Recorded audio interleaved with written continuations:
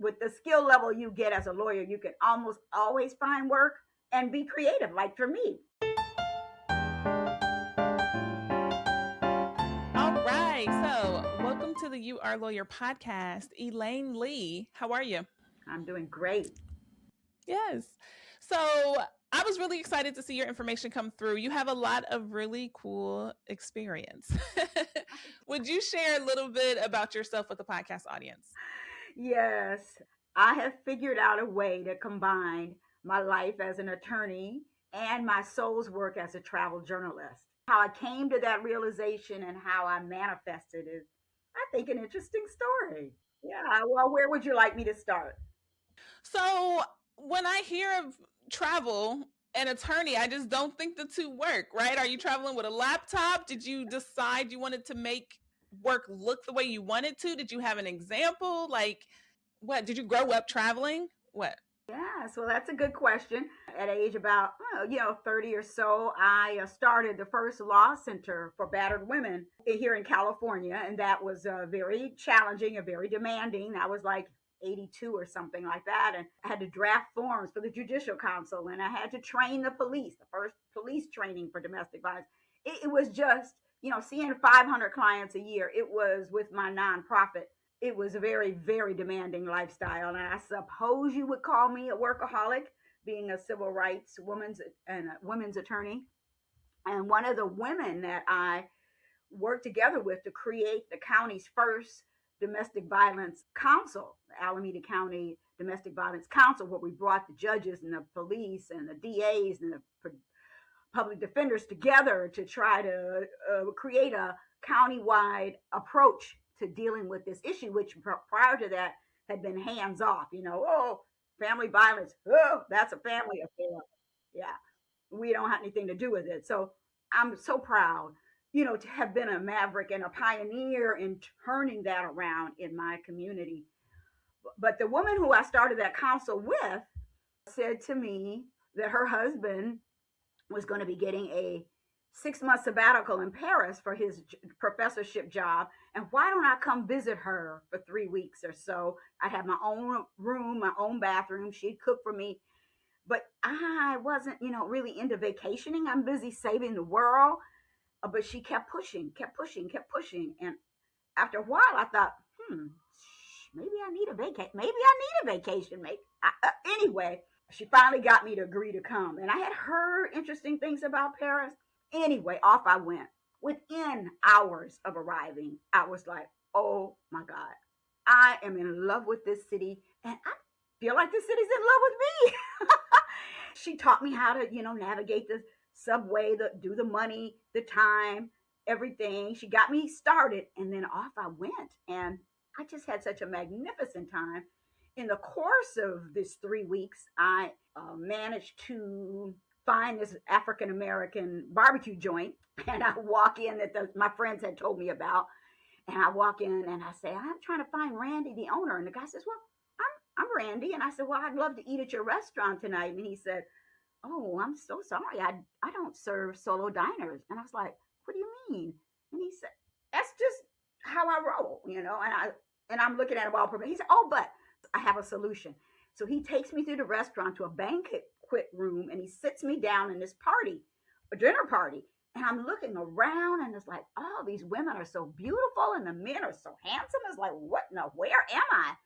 Turns out it was the end of Fashion Week, and these were all models and photographers. And listening to them talk about their lives, about their travels around the world, just made me think, oh my God, this is what living is all about. And they set me next to this guy, and I'm sure he put me there for a reason. They were teasing him, saying, Richard, we love how you live. You vacation 2 months, and then you work 2 months. And he said, vacation? I don't take vacations. This is my lifestyle. This is how I live. That was a soul-defining moment for me. Right then, right there. I was like, I have a death style. He has a lifestyle. I'm changing my life. I mean, I know therapy. I didn't know. I just knew then. Later that evening, they got him to, especially when they learned more about me and my lame little passport. They got him to get his passport out. He had 52 stamps to Africa alone. He had two accordion pages on the back of it from where all the places he had been. And I was just like, you know what? Oh no, this is what I want for my life. So when I got back to the States, I went to my financial planner. I was like, okay, I'm 38 years old, and by 40, I want to take my first trip around the world. And she says, okay, let's plan your finances.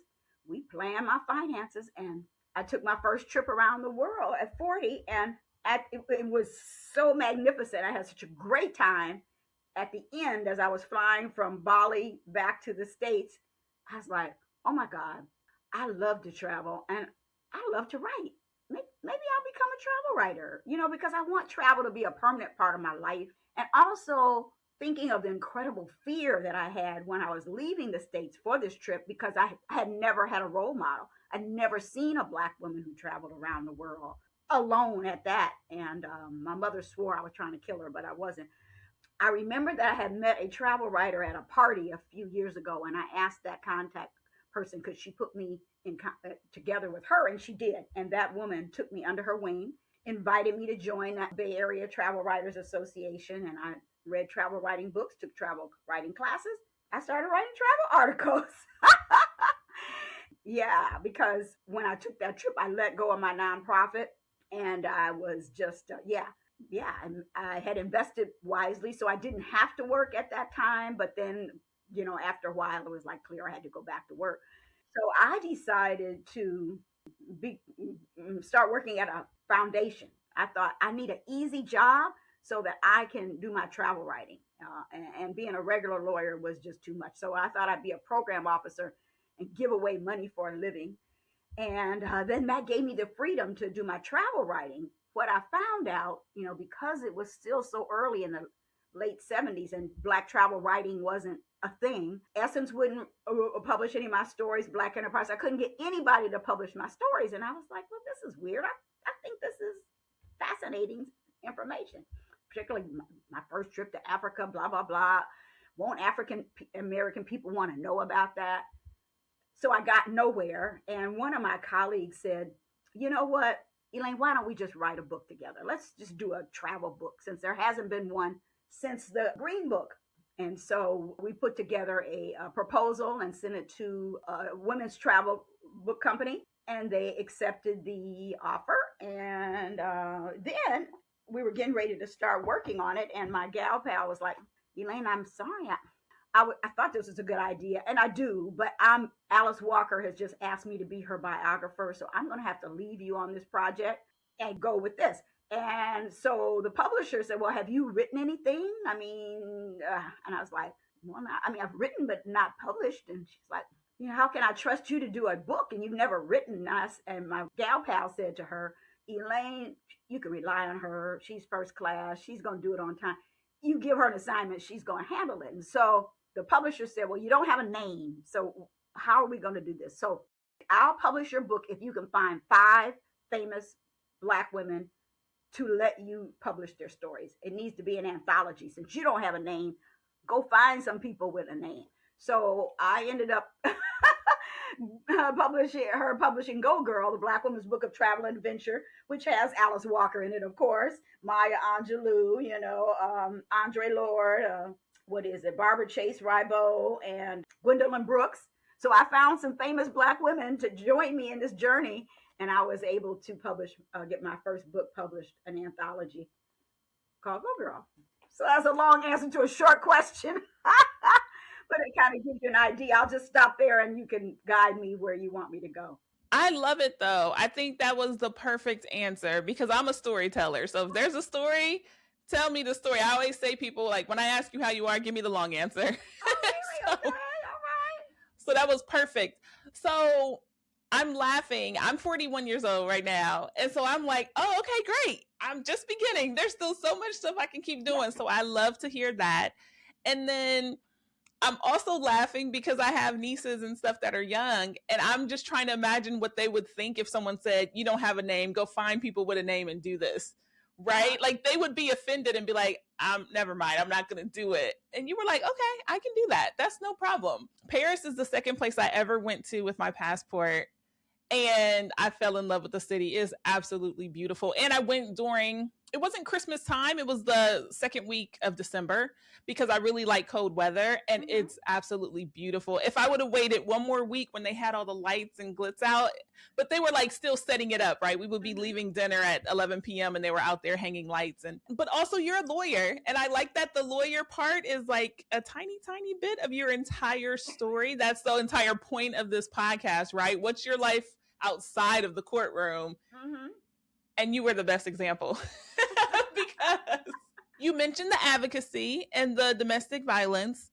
You've run businesses, you've started a nonprofit. So that part, like there's so many things we can grab. I think that I would call you a risk taker. Yeah. How would you say that having a law degree has encouraged you to take risk?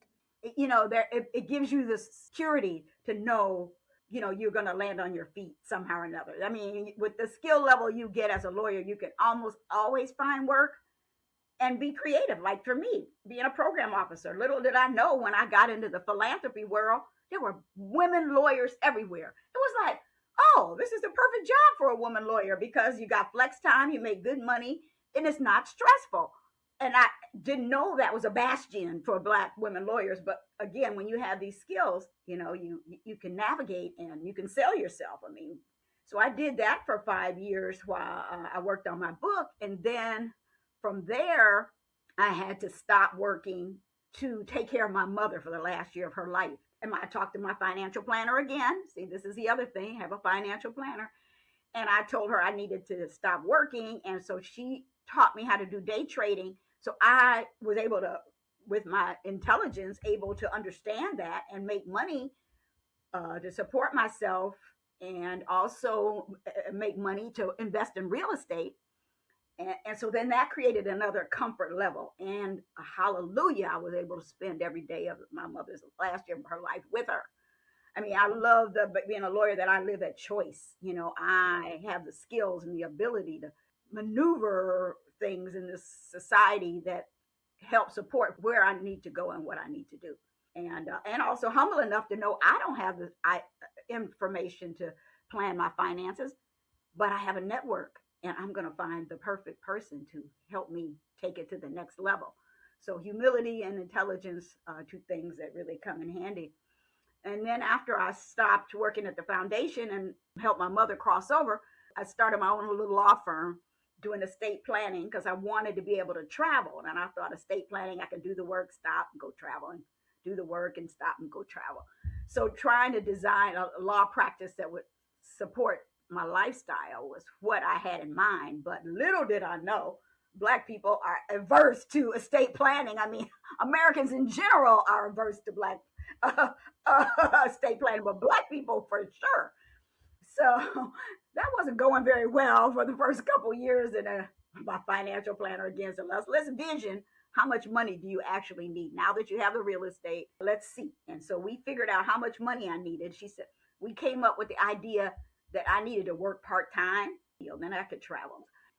This is my soul's work, being a travel journalist. And there has to be a way to do this. Turned out one of my colleagues, he was having some health challenges, and he asked me to take over his law firm while he rehabilitated.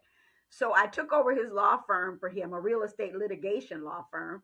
And I'd had some experience with real estate and litigation because when I first started practice, I worked at Legal Aid. And so he went 2 months away. He said, you can have all the money that comes in, just keep it together till I come back. Then he came back to his law firm 2 months later, and he realized with his health, it was too compromised. Elaine, you can just have the law firm. He just gave me his law firm. And it was a part-time law firm. And it came with a very experienced paralegal who could hold things down while I travel. And I really felt that it was really a blessing because I'm doing my soul's work. I am a travel journalist. I'm a traveler. This is what I do. And the universe supported me and just gave me this law office with furniture, with books, with a paralegal. I just walked right in. I mean, there were quarters in the drawers. There was his umbrella. There was his license. He just walked away. So that had supported me for the next 10 years. And now so my paralegal has died. And so now I'm winding that part of my law practice down, and I'm going to just do solo practice, things that aren't too complicated. I'm going to try to avoid litigation, try to just help my friends, my neighbors, my family with their affairs. So that's kind of where I am now, as well as trying to promote Go Girl 2, which came out last year. And so that's kind of what's filling up my life now. Okay. Well, I'm sorry for your loss, but you're paralegal. I know that's difficult. And I do think, yes, this law firm fell into your lap, but because you were experienced, right? Because you have that law degree and we can learn anything. I think that everything in life is figure it outable, but you also have to have that curiosity to want it. Right? So here you come and you're like, all right, universe, all right, thanks, financial planner. I need a part-time job. Oh, here's a law firm and I already enjoy real estate and I'm completely capable to take care of it. And it's like, of course, like you decided and then you saw all the signs that, yes, you made the right decision. This is what you're going to do. This is how it's going to work. So I love that part. I really think on this podcast, I typically tell people to take bigger risk, take better risk, because you're a lawyer. You always will know how to mitigate it. And if you don't, you have people in your phone that you can call who will help you figure out how to mitigate it. And so to you, I feel like you are like expressing everything I've been trying to share on this podcast in a completely new way, in a California way. Yeah. And I love it. I absolutely love it. So a couple things. When you introduce yourself as a travel journalist, how do people react? Most people don't. Most people don't know what it is, or they're curious, or I've never met a travel journalist, and yeah. So most people don't quite know what it is, but are always interested in learning. It sounds like fun. That's like it is. It's a fabulous lifestyle. Yes. And so then when you follow up, or if the conversation keeps going and you're like, oh, well, I just have this part-time law firm. What? I know. I'm sorry, did I hear you correctly? So most people do not equate lawyers with being creative, lawyers with taking risk, lawyers with traveling, right? Isn't the whole point of being a lawyer to be sat down somewhere in a chair managing an office? So how did you give yourself permission to make your career and your life look like what you wanted? Wow, that's a good question. It's just so many answers are just zooming through my mind right now. I just think it's important to live at choice and to understand what your soul's purpose is, And when I took some of my first trips, I so much magic was happening, so many miracles, so many doors were opening to me that I knew this is what I was supposed to do. And so that gave me courage. And then I kind of, even before law school, kind of thought law would be a good idea because you could work part-time and make enough money to live comfortably, So the idea of working part-time was kind of in my brain.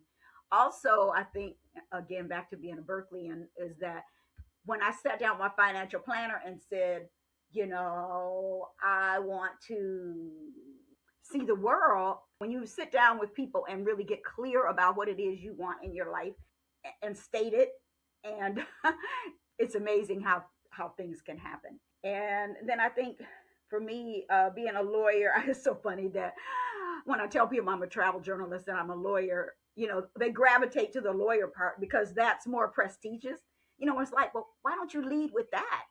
Because it's particularly older people, they think, that's impressive. But what I really am is a travel journalist who happens to be a lawyer, Yeah, it's just one of the many things that I do. And I'm so grateful to have this skill and to have this ability to take care of myself and my family and my friends. I mean, people really need lawyers, and I'm happy that I have this ability to help folks. Yes. Yeah. And of course, depending on where you are, that introduction can be different, right? If you're making a court appearance, the travel journalism part doesn't really matter right then. No. But I do think that it's important that we let people know that first of all, we're humanizing lawyers. We are regular people. We're not only in the office. We're not only in a suit.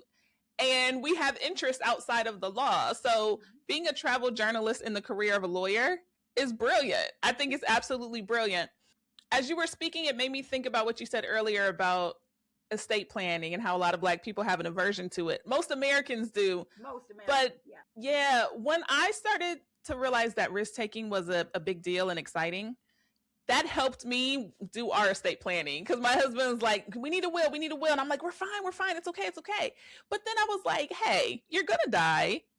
Why not make sure people are ready and prepared when it happens? It's not Mm-hmm. saying that it's gonna happen next week, but I actually had to look at it as a risk. I was like, the risk of you doing something that's scary, you're supposed to lean into that. Mm-hmm. And I was Mm-hmm. like, all right, even though we're young, we've been married 2 years, let's plan our estate, right? And Yes. so I think that that's fascinating, especially because real estate really heavy, estate planning very heavy, Mm-hmm. domestic violence very Very heavy. heavy. Exactly. And here you are, oh yeah, I just got back from Paris, I'm going to go do this. I know, not even that you put on the lawyer hat. I am not a monolith. I exist to be all of these people. Mm-hmm. I am all of them at once. And I think that that's a really fascinating and brilliant example. Thank Yeah. you so much. And when you were saying that, I was thinking about how, like they seem juxtapositioned, lawyering and being a travel journalist. But the one thing that they have in common is that I have been about the business of empowering women. And, through my legal work with the domestic violence work, I was empowering women. And then with my books, geared to Black women travelers, I'm empowering women to see the world. So they seem like opposites, but they actually do have a thread of who I am on this planet and what I'm here to do and to lift up my sistren, and help them. Now, it's not enough for me to just enjoy a trip around the world. I am trying to awaken the global heart and encourage other people to embrace their global citizenship. So yeah. Yeah, and of course, all of these things have you as the common denominator. Mm-hmm. So if you as one person can have all these interests, then yeah, you're showing people that yeah, it can exist. Yeah. Okay. So Elaine, I have two questions for you. Okay. The first one is if you were talking to a new traveler, do you have a favorite place that you've traveled to or country? Oh, of course, that's not an easy answer for me. Depending on who this person is that's asking me. I mean, if it's a person of African descent, I'm going to strongly encourage that they go to Africa somewhere, at least once.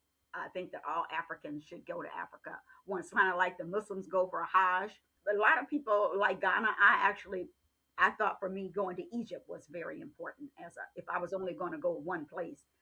And then I also love Namibia. That's a remarkable and unique society that's highly functional as well. And Seychelles Islands, if you just want easy Africa, that's another consideration. So if it was a non-African person, a person of non-African descent, I would say Thailand. I mean, I just happen to love Thailand, which so many people say. And that's what made me go. I've been there 3 times for a month each time. And the food and the clothes and the hospitality and the beaches and the mountains and and the massages. Oh, $5 an hour, and they're so good. Yeah, Thailand would be my favorite. But I love New Zealand. I love Brazil. Of course, love Paris. And yeah. Yes, that definitely answered the question. I have a 5-year-old and we try to take her on an international trip every 2 years. Wow. So we've been to Belize before, and then my husband is turning 40 and he's just trying to decide between Thailand or Japan. And so I'll tell him like, hey, Thailand, let's go to Thailand. So yeah, if you can. I haven't been to Japan, but it's one on my wish list. Okay, great. And then my last question, Elaine, and I ask this question to every guest that comes on. What would you say to a young lawyer, 5 years practicing or less, or a law student about what they could do with their law degree? If they decide to go the corporate route, then I would say, set aside some time to do volunteer work with the local bar association or the Black Bar Association. Always create a way to give back. Lift as you climb, as Mary Church Terrell would say.